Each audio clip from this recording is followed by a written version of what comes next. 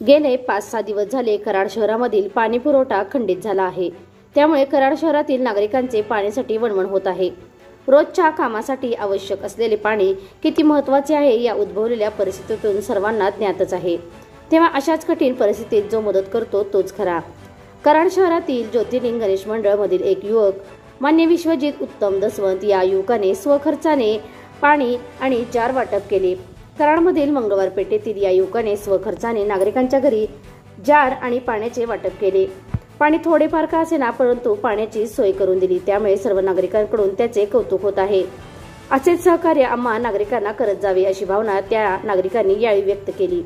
तसेच विश्वजित उत्तम दसवंत या युवकांनी इथून पुढे जर कोणाला पाणी हवे असेल तर त्यांनी 86 98 51 62 29 या मोबाईलवरती संपर्क साधावा, आपणास पाणी घरपोच केले जाईल असे आवाहन विश्वजित दसवंत यांनी केले आहे। Santosh Kadam, SK crime news, Karad.